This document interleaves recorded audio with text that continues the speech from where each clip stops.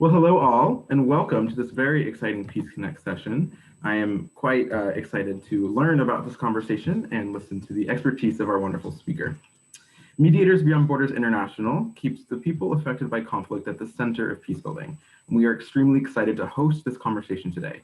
Thank you again to Joel Wickwire for being here today. I will read his brief bio and then we'll start with his presentation. Joel is currently earning a PhD in international psychology with the Chicago School of Professional Psychology while currently living in Odessa, Ukraine.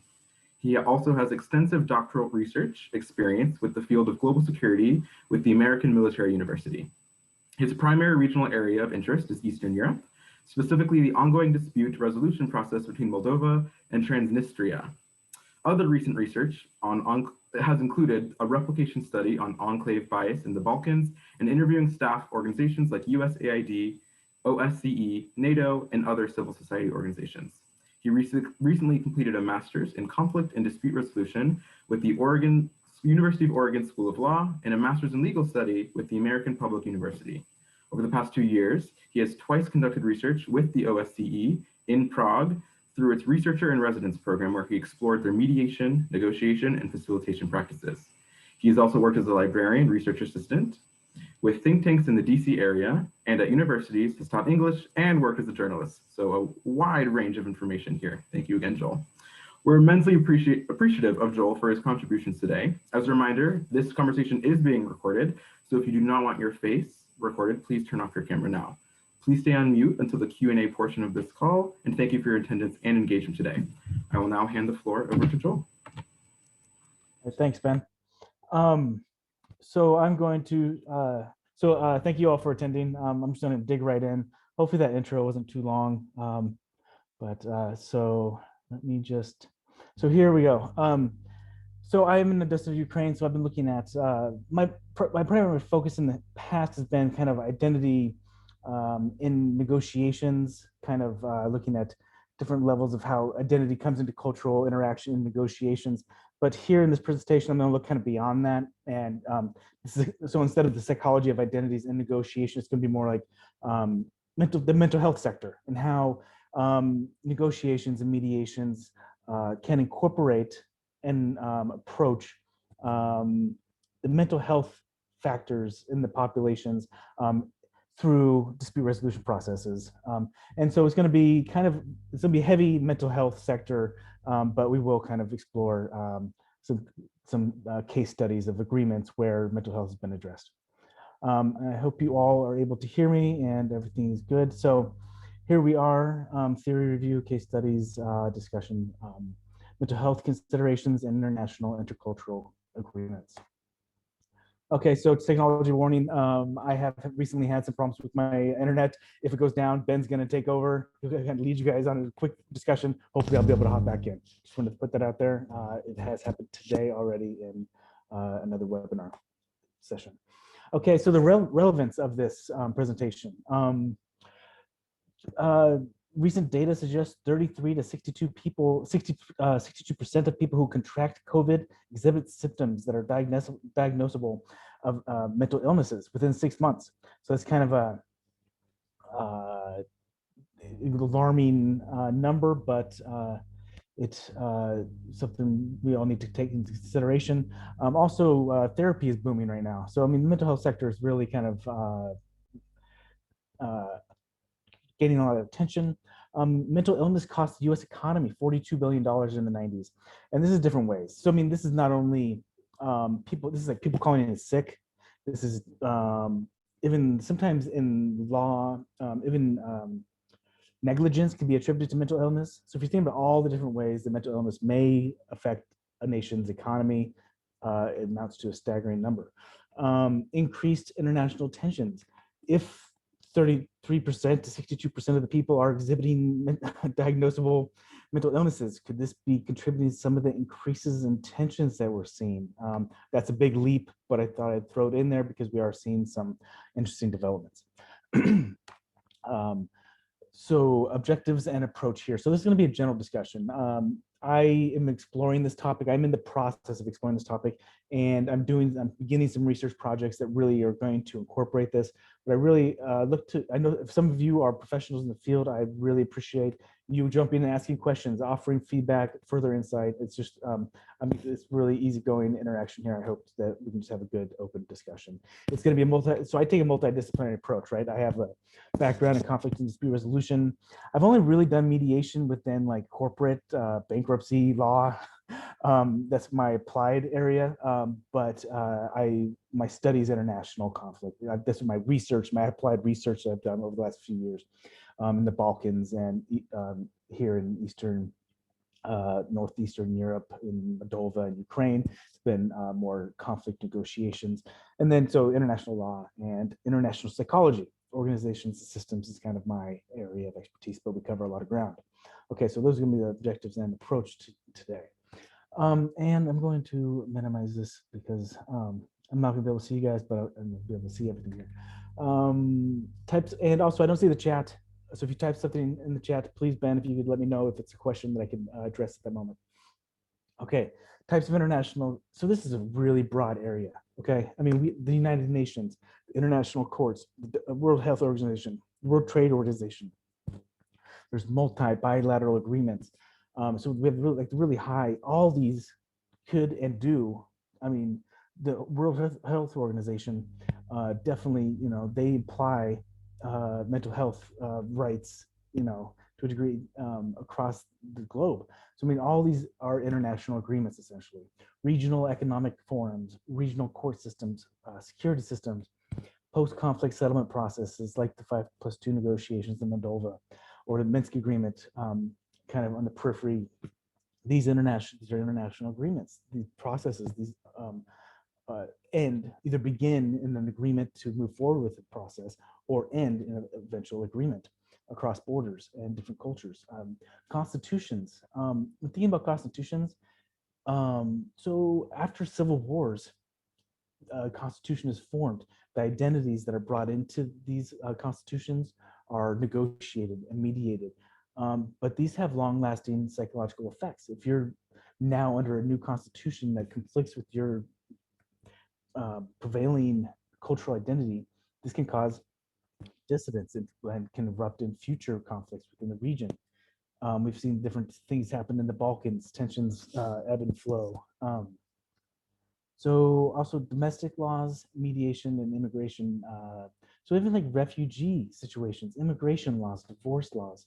When families enter into a divorce process with one member of the couple in Africa and the other one in the United States, that becomes an international, intercultural mediation that will end in an international agreement. So I mean, even at the family level mediation processes that some of us are probably familiar with, these become international agreements that affect the mental health of not only the couples involved, but the children and other family members. I mean, do children during these divorce processes, will counseling be necessary? And then organizational engagement, commercial NGOs, university research. When a university enters into an international agreement with a medical center, a mental health department, a psychology department at an international university in another country, and they develop a relationship, that's an international agreement. So this covers international agreement. This topic could be a book, right? I mean, so it'd be a series of books. But today I'm going to mostly try to focus on post-conflict agreements, some successes and failures. But I am going to look at a lot of other factors as we move through. Okay, so post-conflict agreement case studies that we'll be looking at in a little bit are going to be Sudan, the comprehensive peace agreement there, Ireland, the Good Friday Agreement, the Belfast Agreement, Colombia, the General Agreement to end the armed conflict and build a stable and lasting peace, and the Turkey. They were kind of doing it was a national action plan, but they were receiving funding from the EU and under the WHO development goals. So I'm just going to have these in the back of your mind as we move forward. And I also have a big case study, if we have time, on Ethiopia. That's one country I did do kind of a little bit more of a narrow, deep dive that provides some further considerations we want to think about. So just to broadly think about where we're coming from before we dig into some of the more nuanced stuff. So Stevens Wedding, a couple of leaders early in the international psychology field, defined the objectives of the field as to advance the international understanding of goodwill among people with similar interests from different national and cultural backgrounds, to monitor psychology's cultural dependence, to capacity build through transnational research and practice, and to facilitate the development of international curriculum. So we do kind of, it's a kind of a team effort in, being pragmatic. That's international psychology is kind of a niche within the broader field of psychology. And then global mental health, just so we know, when we're thinking about international psychology and global mental health, it's a state of well-being, and this is kind of how WHO defines it. It's a state of well-being in which an international individual realizes his or her abilities, can cope with normal stresses of life, can work productively, and is able to make a contribution, to his or her community. So that's kind of a broad definition, but it's the one that is applied.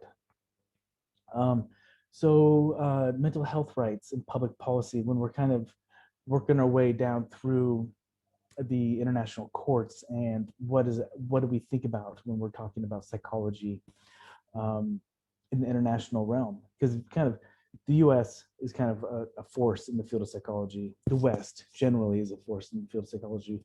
But when we look beyond that, we do the UN Direct Declaration of Human Rights in 1948. They started it. Within their charter, it's still kind of an authority that then was much later the Universal Declaration of Ethical Principles for Psychologists. That was not, over almost 60 years later. Kind of shows that psychology is still a young field. A lot of people don't really think about this, but I mean, it was during World War II, that Freud and some of and Adler and some of those guys really kind of popularized psychology. And in the U.S., it was Skinner and a few others, big ones that kind of really started to bring psychology into the mainstream beyond philosophy. When we started narrowing. So I mean, think about in that psychology heavily here. It is a new field in a lot of ways. Like for instance, we don't have a Nobel Prize. So this field of psychology does not have a Nobel Prize. And it's because psychology is not as simple as like physics. Physics, we have the laws of physics, right? That's not as easy to establish as hard laws in psychology, because there's so many different factors that will contribute to a person's psychological well-being throughout their life, and from the womb all the way through to the older ages. There are always factors that will influence an individual's state of mind. So the World Health Organization plays a big role in the domestic policy, assimilation, cultural, regional challenges. So as we have established a universal declaration of ethical principles for psychologists when making diagnosis, these aren't always assimilated into all national laws. All national laws do try to assimilate, but it's not always, it's here and there. And domestic national laws often push back against the influence of international influences. This is always the case. We see a lot of that within civil society organizations, right? Civil society organizations will try to have push an agenda for human rights on a certain issue within a country, and sometimes laws are developed within the country to restrict that influence. It's the same thing in psychology. But I can touch on that a little bit later. So standards, principles, and ethics. So the Diagnostic Statistic Manual of the Mental Orders is the US standard. And even though we have the international standard, most countries use the DSM for their framework when establishing national. This is still in development. A lot of nations in South America recently, over the last 10 years, there's been a lot of development. But within the last 10 years, the US DSM standard for diagnosis and ethical practices has been the standard. Even beyond the International Classification of Disease, the ICD is kind of the one underneath the international psychology field, and because the International Classification of Diseases is really good, but when they started building their data set, their handbook that kind of helps you follow the diagnosis, they were taking data from every country. So they all at once, they would just take everything they can get their hands on, every country that had a psychologist or someone or a traditional healer who wanted to offer their symptoms and diagnosis for to share with everyone, for everyone to follow. So that was really hard to standardize. The US had one country. The US has 50 states. There's some different cultures. It's a very diverse, one of the most diverse countries in the world. But the practices were standardized. So the DSM is relatively standardized compared to the ICD. They have to date really cross-referenced each other a lot. So they have moved towards each other, but there is still some variation between the two. Just so we know what we're talking about. And then, so national psychological associations, poor countries, like I'll be covering, do you see that, Ben? Okay. So national psychological associations. So we do cover the Sudan, but other countries like Ukraine is still developing. Some of these countries, they have the psychological associations, but they just don't have the membership that would make them a more robust psychological association, which kind of drives an industry, right? So you need membership, you need the psychologists, the number of psychologists per million citizens. You need publications. How many publications is this sector putting out? And so those are the two big ones: membership and publication. And then cultural differences will influence this. I'll talk about this a little more later, but stigma. Stigma is, the prejudices that a nation or a culture places on different types of mental illness. I think actually I do this next slide. So the way sorry, we have more people coming in, hopefully. So stigma, the way stigma affects a national development of the field of psychology is like Eastern Western variations of prejudice. So there's a recent study, 2020, and it showed that Eastern countries have greater prejudice against both depression and schizophrenia. And the U.S. also has, I mean, not the U.S., the West also has a prejudice against depression and schizophrenia, but it's more variation. Schizophrenia there's greater prejudice against those who have been diagnosed with schizophrenia than depression. But the East is more prejudicial against both. And what does this mean? So with diagnosis, community engagement, friends and family may be a little more standoffish if they know someone has a diagnosis. And a big one is safety. If somebody has schizophrenia, like they may not, it's typically considered a concern is like, would you let them watch your children or something like that? Because there's concerns about safety with people who have schizophrenia in both the East and the West. Employment. People with diagnosed mental illnesses often aren't considered as reliable. So when we think about these international standards, international agreements, we're talking about a post-conflict region, and you're coming in and you're trying to have an agreement to resolve some various conflicting issues and interests on both sides. And one of your concerns is you want to address the issue of mental illness. Okay, you have some people exhibiting PTSD. Do you immediately diagnose them? You have to think about how sensitive that diagnosis will be for that region, for that culture. So do you want to apply a higher standard, lower standard within that culture? We need to consider future repercussions before we just go and apply blanket diagnosis, because it could have lasting effects, long-term effects. And oftentimes the negative effects of conflicts, such as PTSD, depression, not so much schizophrenia, but they can be long-lasting and continue to present themselves through diagnosis and surveys when we look at them. So social determinants of mental health. This is kind of just giving some background. So this is going to be heavy psychology theory. It's presenting theory. Then I'll give a couple case studies and we'll get into discussion if you guys like.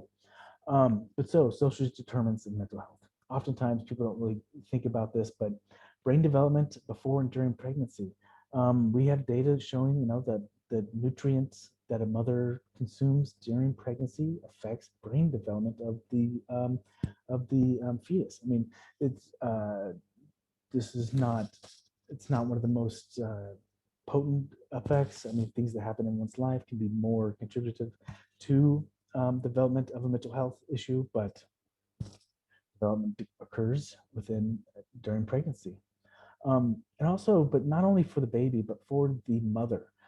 Pregnancy can be a very stressful time, right, for a mother.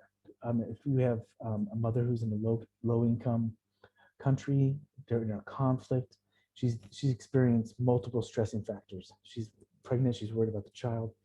We have to think about cultural norms. Is she a single mother? Who's the father? She could be isolated. She could be an isolated pregnant mother in a low income country where there's conflict. I mean, these multiplying factors make her a very highly susceptible individual to developing a stress-related mental disorder. Childhood, highly so with the mother's scenario, there's just a lot of different things we could do there to ensure community-based systems, to be checking on pregnant mothers, monitor different types of monitoring systems that would come into play if we're doing and planning interventions through an agreement.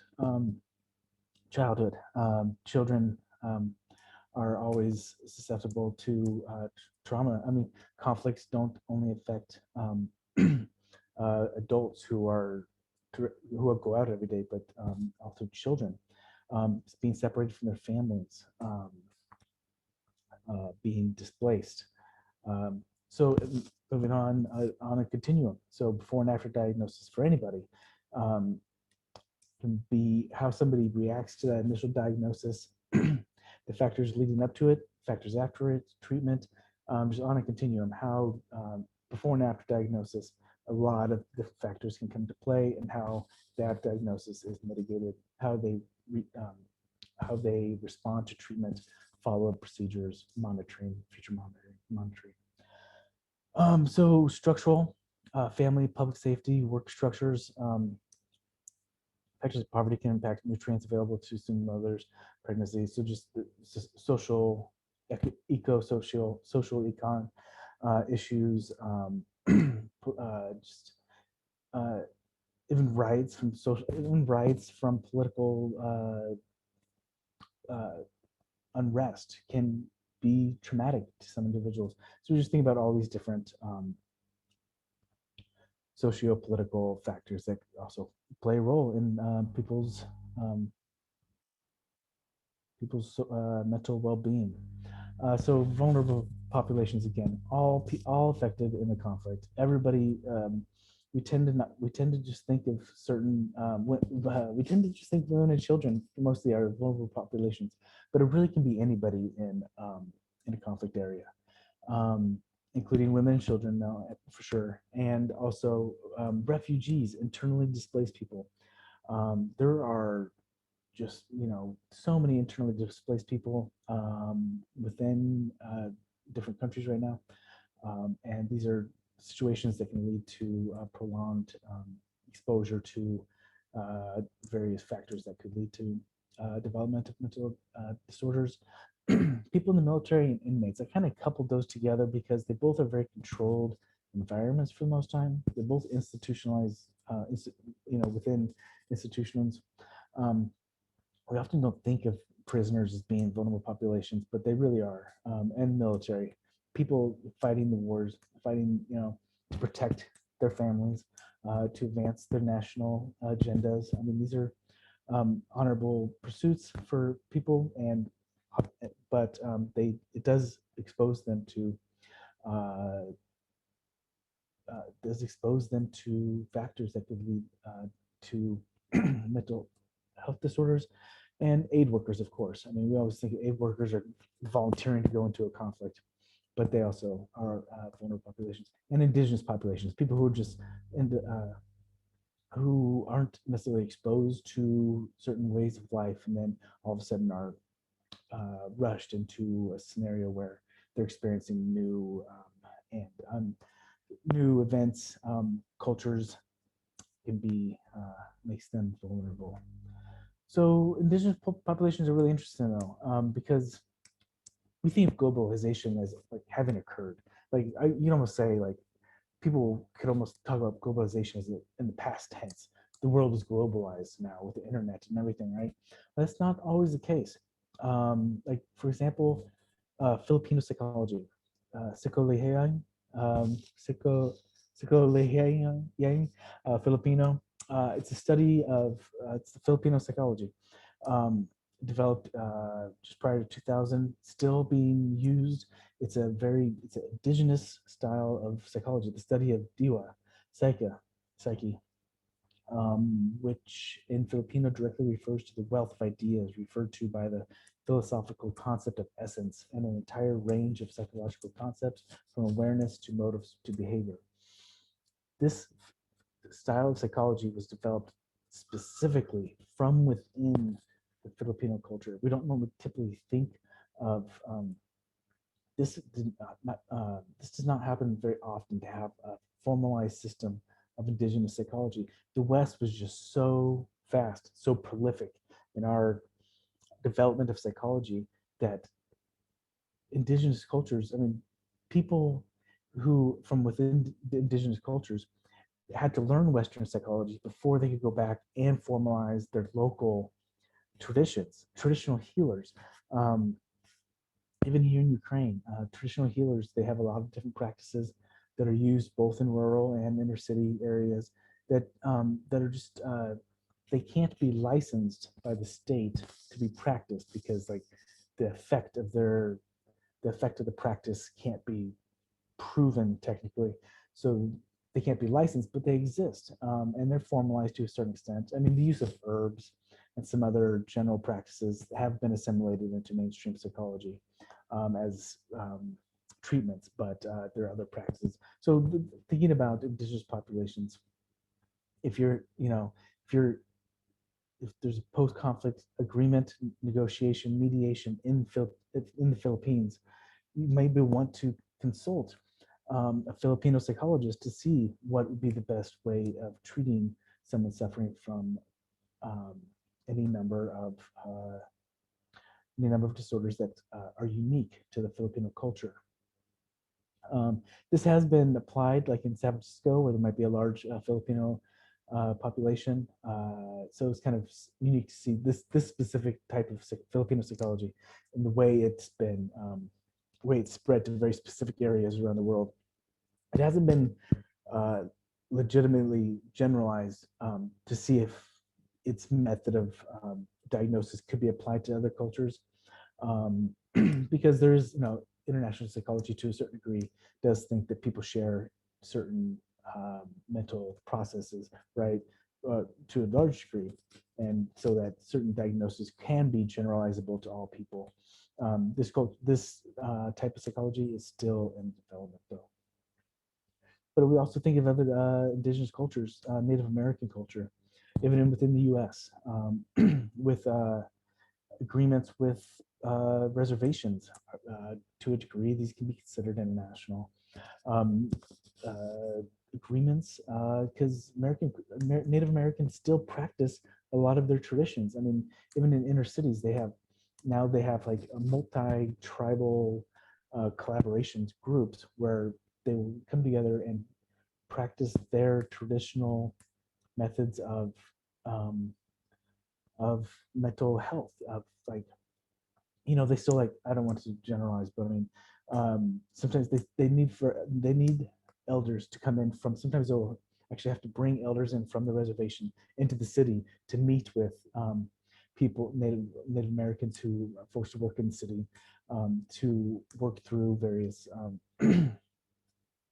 uh, like just calming and talks, and like, they practice the practices they have agreed to between the tribes during that their meetings. Highly localized cultures everywhere, though. In Africa, we have in Africa, there's still, even within Ethiopia, I believe, many different dialects. So you'll have a mental health center in a city in Ethiopia, but you'll have people come in from just from the next town over, and they'll speak a different dialect, and this creates problems with understanding what symptoms they are actually suffering from, because if we're using an international standard, the DSM, the symptoms in English, I mean, it's been translated to French and it's been translated to a lot of different languages, but now we're dealing with translations from the original text that you're trying to apply to somebody who speaks a unique dialect. So you're trying to diagnose somebody who speaks a unique dialect of a translation of the original text of where, and from which you're trying to diagnose somebody. So that's a unique problem. Middle and South Americas, so when you're engaging with different cultures, there's one, I think it was in Guatemala, perhaps, when you're dealing with international agreements, like to help promote, we have all these NGOs who go into towns and they want to, they look at a town and they notice that the women, and maybe some of you have heard this example, like all the women spend their whole day at the water doing laundry. So the NGO is like, okay, we'll just buy them all laundry machines. So the NGO buys them all laundry machines, and now all the women spend all day at home in their house doing laundry, where in the past, that time at the water was where they all talked and interacted, right? So I mean, you have to think about like the systems and psychology of the system that you're interrupting. So when you're dealing with different cultures, that time was when all the women talked, where they shared, discussed their children, their husbands. That was like an important aspect of that city, that culture. So sometimes outside fixes don't match internal needs. Um, and so when you're applying, just, I mean, because, we think of mediation as being facilitators. I think of mediation as the broad conflict dispute resolution, the broad field, as a field where we are pragmatic in some cases, but we need to be careful in how we intervene. And India as well, they have the unique seven elder system when doing mediations, kind of like the Native Americans, but uh, yeah, I mean, it's easy for us to sometimes have a hotshot lawyer or mediator come in and like, okay, this is the model we're going to follow. Let's follow this model. It'll work to resolve the issue. But we need to talk to people and apply if we are intervening in an international situation. We need to definitely be aware of the local norms and customs. Okay, so levels of interventions. I'm going to go into this will be just kind of brief. So levels of interventions, we have systems, organizations, and communities. So at a systems-based approach, health service organization, we need well-defined policies. We're talking about systems. Systems tend to be long-term, right? So we need well-defined policy that will last long-term, perhaps with feedback loops, right? And points for planned points of recalibration with the political will of the country, political will of the leaders. Things in the country have probably been the way they've been for a reason. So in order to create change, you need will. And we need to be able to identify those leaders. You need to leaders that come in many forms. We have visionary leaders, we have servant leaders, we have transitional leaders, transformative leaders. We need to identify the individuals in the leader field and help them facilitate that ambition of theirs, if that's the case. Budget. Of course, every system needs a budget. Stakeholder engagement. We need to take not only leaders, but we need stakeholders at all levels: the judiciary, law enforcement, business leaders, community leaders, religious leaders. Without that stakeholder engagement, it'd be difficult to have the sustained growth, create change, or sustain that change in the direction and maintain that communication, because at multi-level approach, if you're going to create change after you get the system rolling, you need to be able to communicate with everybody if the adjustments need to be made. Reporting and recording systems, medication distribution. So you have all these people involved in the mental health sector, but we also need to make sure that you're reporting and recording all everything that's happening, because if you don't report and record, it's hard to base change on nothing, right? So this is one thing. So researchers are often not taken seriously by practitioners, because like you have a couple of practitioners, you get the funding for a grant, you have some practitioners, and they'll think that's all we need. But oftentimes in these remote regions, if you don't have somebody recording all the cases that the practitioners, you have the practitioners um, process all the cases, but sometimes you need to have somebody review the practitioner's work, record, look for patterns, have somebody who does put in the extra time to report and record in a systematic manner. And then additionally, medication distribution, specifically in large areas with low populations, low development. Medical distribution is not easy as we would think. There are some advances coming up, like maybe drones and other advancements in transportation and distribution that will make that less of an issue in the future. But even today, in areas, Central Asia, Africa, parts of South America, there's just large vast of territory that make distribution cycles difficult. Organization's approach, think of facilities and how we can innovate.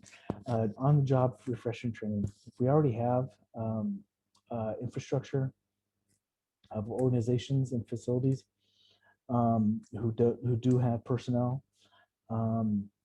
there's very specific approaches to training people who already work within the field who need to make adjustments.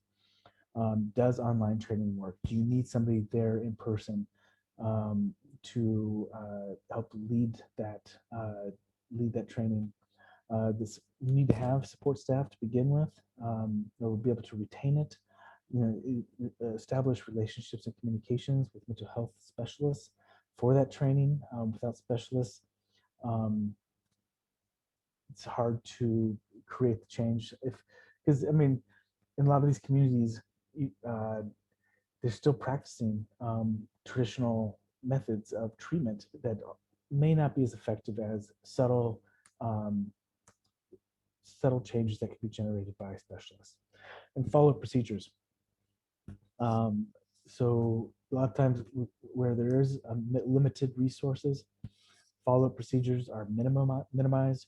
You need to be able to treat somebody, but keep in contact with them. Have that follow-up meeting, put forth that extra effort in order to meet even with physical illnesses, if you're not monitoring a wound or something, it will get reinfected. Mental illness is the same thing. And then after this one, I'm gonna see if there's a question or so, because question or two maybe, about a midway point before we get into the case studies. Maybe we'll right before the case studies. So the community level intervention models fit the unique culture, which I've kind of touched on before. You really need to take in the local culture as factors, and not just apply external models. Multi-level collaboration. Again, so sometimes like if there's like a really bad crime element within a community, we need to really look at that's kind of pervasive, like has seeped into all aspects of the community. We need to really touch base with the schools, community centers, local business leaders, courts, law enforcement. It's going to be a collective project where we even look at including local business leaders is important, because if the children are all part of a criminal element, and this has led to disciplinary problems that leads to drug use and other mental health, which is often tied to problems either at school or at home that can be related to mental illness. Business leaders can help in a major way in providing paths forward, because these children, these youth might work for business leaders in the future. So being able to, reframe this situation is important. And awareness campaigns, stigma reduction. We need to be able to identify what the community uses as their form of to gain information. Is it radio, TV, a local newspaper? Being able to communicate. Stigma reduction programs, stigma reduction communication to a community is key, because otherwise you're missing a big gap of information flow that would affect this project. So I was going to just see if there's any questions out there. I can just keep moving on through. Ben, do we have any questions in the question box, or does anybody just want to unmute and ask? So one person already left about a question about Afghanistan specifically, if you have any background in the Afghanistan specific context. And the other question, also from him, he has already left, but is on a model that maybe should be changed, because the medicalization of psychology may not be the most sense in translating that to other cultures and communities and languages, are the two in the chat. Okay, I don't have, I mean, I know some, if he was here, it'd be interesting to talk about Islam. We'll see the recording, so that's okay. Okay, well, Islam, I mean, Islam, a lot of people may, I'm gonna have you ask the second question again real quick, if that's okay. But Islam itself actually is not, a lot of people consider Islam closed off from psychology, but there have been some recent studies on Islam actually being compatible with psychology. Specifically, they like to compare this to, the Protestant work ethic and some things like that. They have some of those themes that run through Islam that they see as a way of identifying with Western psychology. So just as far, I don't know a lot about, I haven't studied psychology in Afghanistan specifically, that topic, but I would just say generally Islam may be a little bit more compatible with Western psychology than we would initially think. Yeah, and the other question was just about Afghanistan, and if you have a awareness of any processes going on there in this realm. Not within this study. No other questions for now, but if anyone else wants to unmute or ask them, I think we can take a little question break before we jump to the rest of this presentation.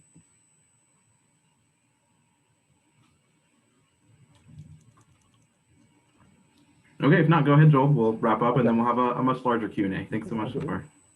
Sounds good, thanks. All right, so we're gonna move into the case studies. And again, some of you may have your own opinions on these, and that's totally, I appreciate and welcome anybody wanting to offer an opinion. So, or professional opinion. So the Sudan, this was the comprehensive peace agreement. This is one post-conflict scenario. The agreement was signed after a 21-year civil war. But the millions died, right? Very traumatic period. But the mental health effect of the effect of the conflict was not addressed within the agreement. And the peace agreement, and this is difficult. So we faced some difficult decisions, and these agreements were reached, with international collaboration, international input. So peace agreement allowed for freedom of movement that was greater than they'd had before, which actually increased vulnerability of AIDS and HIV cases. And again, physical health is related to mental health in a variety of ways. So this was a great concern. So when you think of some of these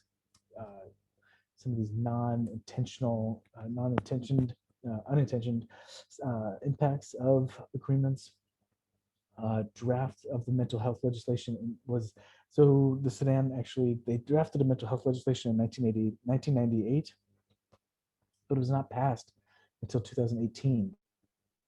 So some countries just faced some of these internal frustrations, lack of lack of that political willpower that we are talking about earlier. And Sudan has limited studies conducted of psychological um, disorders, and this is just primarily due to a resistance of external intervention and cooperation. Um, the Sudan, after the conflict, they did have one study that showed very high levels of PTSD, and they're calling for intervention. They're calling for greater legislation, and it didn't happen until a few years ago. So this was a case of a failed um, agreement where it could have addressed issues like controlling for HIV and AIDS increases, and for trying to control or treat PTSD, and they just weren't able to take advantage of that in the agreement. Ireland, Ireland's very proactive, but they still face a lot of troubles, a lot of concerns. Even recently, they've had like a new increase in some recent issues. But the Good Friday Agreement and the Belfast Agreement that were signed after about 30 years of violence, and again, the population's mental health was not addressed in the initial agreement. Of course, this is an intractable conflict, so they had some deep-rooted identity issues, cultural identity issues. Eventually, keep adding people in here. So power sharing institutions. So it did establish power sharing institutions, government, but the de-evolved government kept collapsing, and this happened time and time again. Then Brexit is a new challenge for Ireland, and I believe the de-evolved government just reestablished again recently. And Ireland did have a couple of healthcare. There was a mental health order that was established within the legislation. And again, so this is kind of in cooperation or in tandem with the UK. But the mental health order lacked in a lot of ways, and some of those ways were really harmful to those with mental illnesses. And it was allowing for forced incarceration of those with mental illness. The mental capacity bill has slowly been being implemented in various levels and capacities, but it hasn't been fully ratified. I mean, it was ascended by the Crown, you know, maybe 15 years ago, 10 years ago, but it still hasn't fully been implemented. The MCNI fusion law is a new exciting law that's kind of taking place there, and it's going to reduce capacity discrimination. Right now, if somebody shows symptoms of a mental illness, they can be in criminal issues. They can be restricted from participating in any of the meetings, representing themselves in any capacity. And the MCNI fusion laws will reduce that discrimination, and it'll allow them to sit in on meetings, so at least they have a better understanding of what's happening to them. So yes, I mean, it depends on, if somebody's distributing low levels of, depression or, occasional symptoms of schizophrenia, that can be controlled with medication. Does that mean they should be excluded from all hearings on their issue? The Irish are arguing that they should still be allowed. Discrimination should be reduced. And then there's also brand new mental health and capacity law. The Coronavirus Act of 2020 is bringing in a lot of new changes. So Ireland, going back from the Troubles, and so since the Good Friday Agreement, they have, even though the initial agreement did not include mental health precautions to treat the public, which it could have. So they've struggled for a long time, but the legislation has moved forward with a couple of different bills and orders in order to address. And I know we have a couple of people with MBBI who are from Ireland. I was hoping maybe one or two of them would be here. They'd be able to give us some real-time insight on this one. But see what's happening on the ground there. But I'm not sure if I saw those individuals here. But okay, so moving forward, Colombia. So Colombia is a really interesting case because they did include, excuse me, they did include mental health provisions in their agreement, in the general agreement to end the armed conflict and build a stable and lasting peace.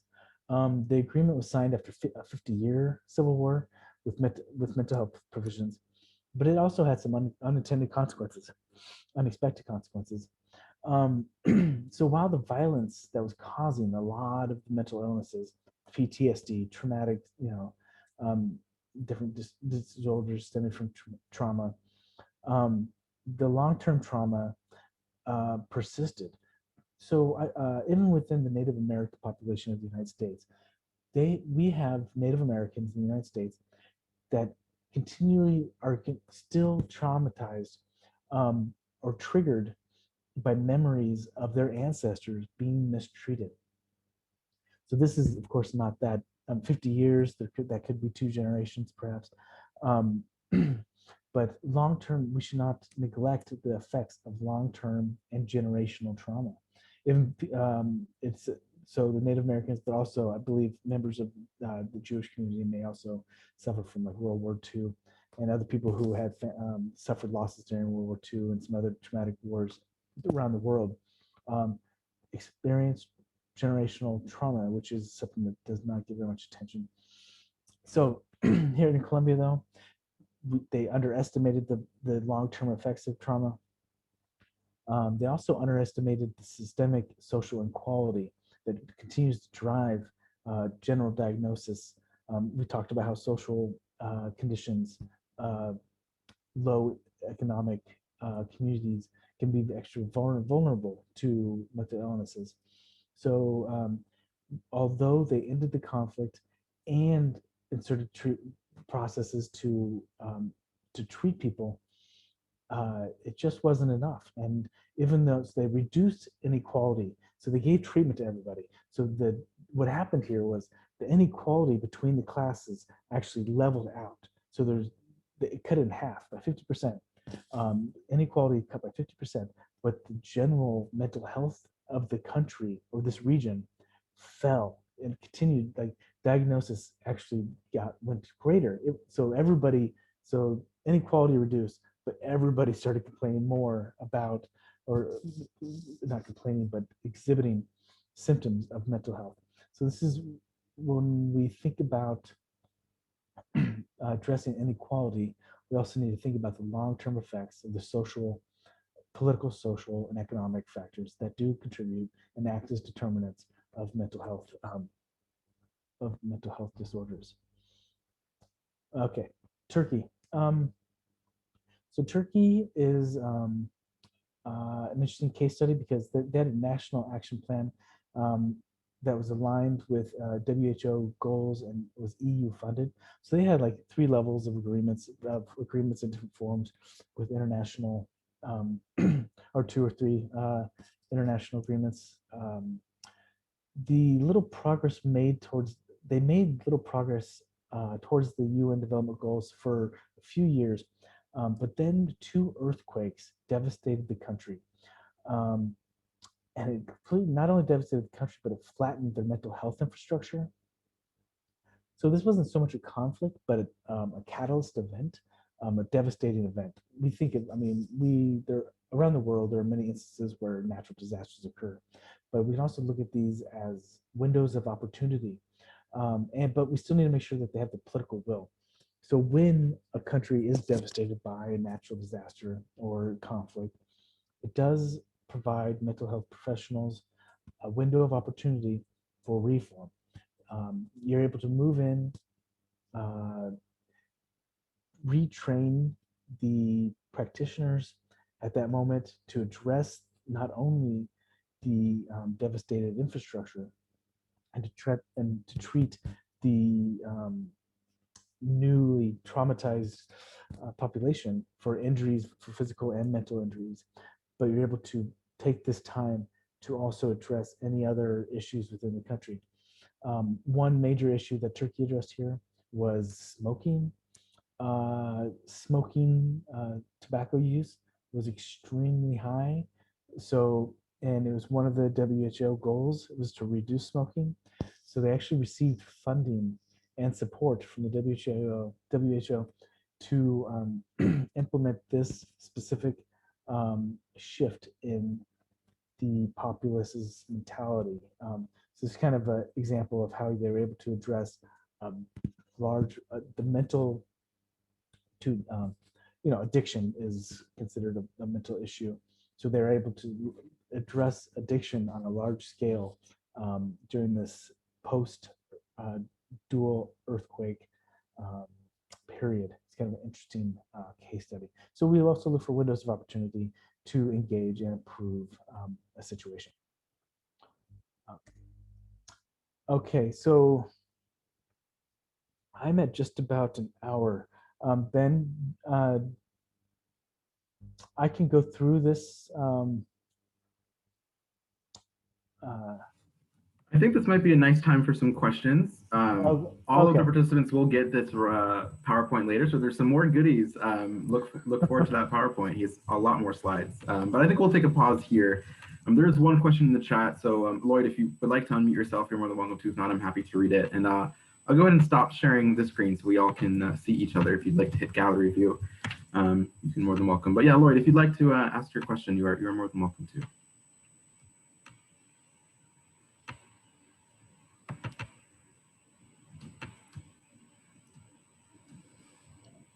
Now, there's the whole issue of mental health being a contributor to incarceration and the failure on the part of law enforcement to have mental health training, when they're dealing with the general population. Are there countries that have dealt with those circumstances? With law, well, I think I know generally that prisoners are a protected population. Like if you're doing research, so I'm a researcher primarily.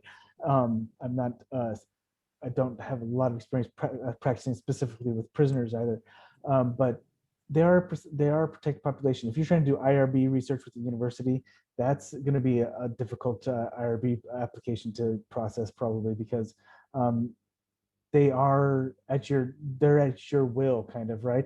So so to answer your question specifically, I am not 100% familiar with prisoner research or policy that's been implemented to protect their psychology. Well, they often end up in prison due to a circumstance related to a mental health issue. Right. Well, so I think what Ireland is trying to do is to protect those who, and here in Ukraine as well. Actually, so here in Ukraine, there was a recent proposed legislation okay, so only psychologists are able to incarcerate an individual for a crime that was committed while exhibiting. So if an individual is showing symptoms of a mental illness, only psychologists could mandatory incarcerate them. But recently, a congressman, a member of the parliament here, proposed a law that would allow police officers to mandatory incarcerate somebody who's showing symptoms of a mental illness.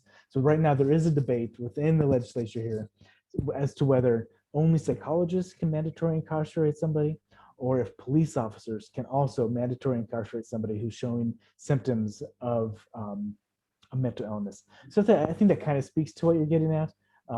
But so this is pre being in prison though. This is kind of like when they're trying to decide, if police officers walking down the street and he sees somebody who's acting irregular to the point where it might be a disorder, can he just throw them in jail, right?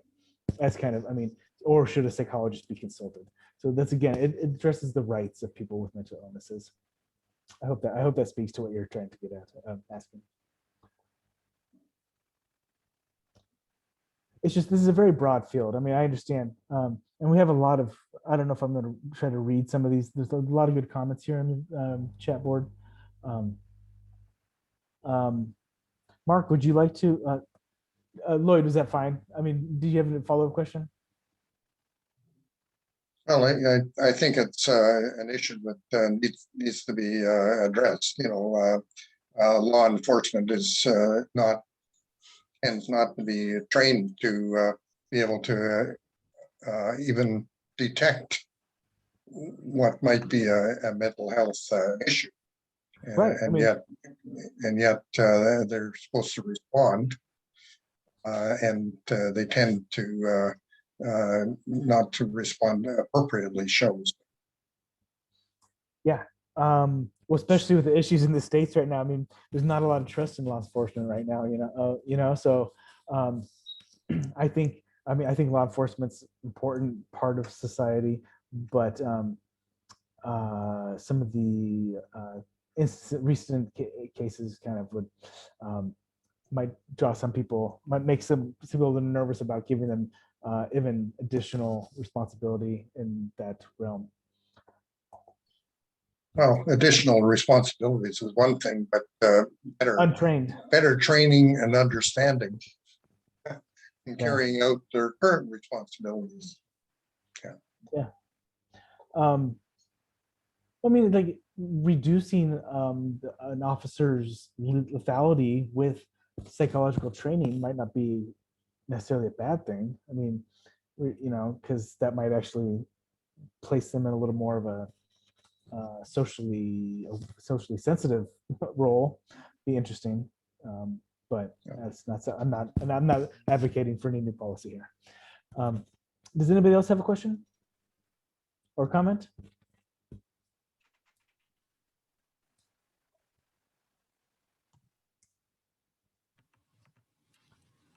Doesn't seem like it. So if you want to share a couple more of your extra slides, we have 10 more minutes for this webinar. I think unless there are a question, please and anyone else jump in. But you have such a wealth of knowledge to share, so take the time if you have some.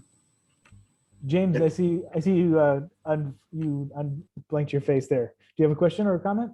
I have more questions than I'm able to express right now, but in terms of like the comments for the parts I was able to catch, I want to say sorry for joining late too, but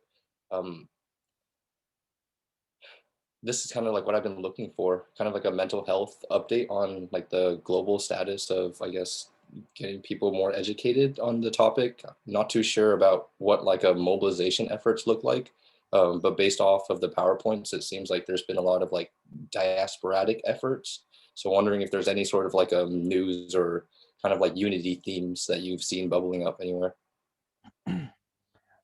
Unity themes. So I do think the biggest recent move by the WHO is they're really pushing for a increase in health insurance availability around the world. So this is trying to increase access to healthcare. This is especially with the COVID virus. This is actually an opportune moment to kind of, they're testing the limits and availability of mental health organizations to administer a vaccine. So one of the big things right now is crossing primary care with mental health care, right? Because like even the vaccine, the ability to administer vaccines to millions of people is one thing, but then to follow up with those same people with mental health. So if 33 to 64% people who contract COVID develop a mental health disorder within 60 days, think about how difficult it would be to monitor or to follow up with all those cases to see if they are actually developing mental health disorders. So I think from the WHO, they are pushing for a universal health insurance that would assist everybody with getting the adequate need of treatment. The only thing about that is it does get difficult because then so I don't want to continue on for too long, yammer on, but when you are administering a universal healthcare system, whether it's mental health or physical health, you have to think about different cultures, and different cultures have different levels of quality or expectations of health. So you're thinking about indigenous treatments. So you think about indigenous treatments, who wants, so is this funding going to give funding, is this health insurance going to give funding for treatments that aren't 100% provable, but they are what the culture wants to be administered? So it gets complicated when you do think pluralistically about how you are going to treat different cultures. So universal healthcare is coming in, universal insurance is being pushed, but also they're being, and also health, assimilating, integrating primary care with mental health care and doing that in a pluralistic manner. There's some challenges. Mm-hmm. My gosh. Thank you for your answer. You're welcome. And then doing that through international agreements, right? That's kind of the tying that in with the theme of the webinar. Okay, well, thank you. Thank you for your question, James. Joel, I'd just like to thank you so much for your presentation. It was excellent. I would really like copies of the slides. I'm really interested in this area. I'm actually at the beginning of discovering the links that you have discovered through your own thesis and your own research. I'd love to be able to read some of your work. I recently qualified as a mental health first aider. So as you know, mental health first aiders help to guide people with mental health issues or psychosis to support to in the right direction, to professional help. And that in itself was such a learning curve for me personally, because many of the mental health issues I didn't just recognize, and I would assume that a lot of people in society in the West and East don't always recognize the symptoms, which is where there's such a lack of training and education. How does one, you're looking to create it in systems and in countries and healthcare systems. It's such a huge mountain. Well, diagnosis is difficult too. I mean, you hit on an important point, and that's where practitioners. I mean, almost all my cohort members that I work with are practitioners. I'm kind of like this. I'm like an intercultural dispute resolution psychologist. So I look at systems like mediation process, the psychology of mediation. But a lot of my cohort members are practitioners, and I think they would be much better skilled at identifying symptoms, like you said. I mean, I think that's super important to think about.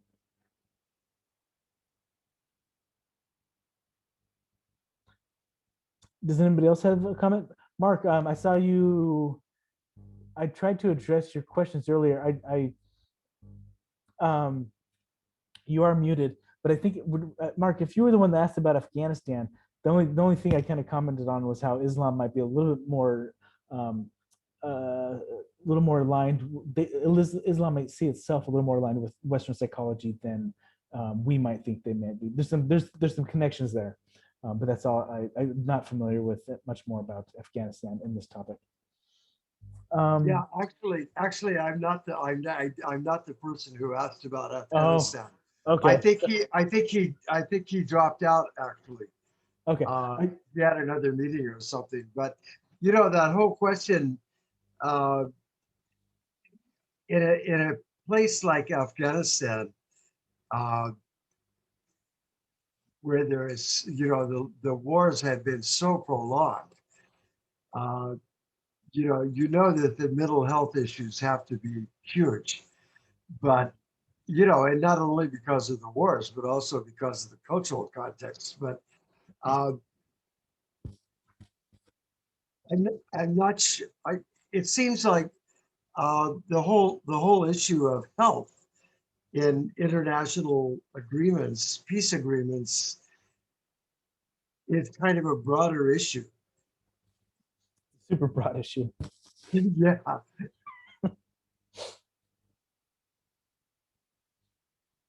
It seems like that kind of gets lost in the shuffle because they're dealing with so many diplomatic issues, um, you know, getting down the level of violence that um, maybe the health issues drop by the wayside in a lot of cases.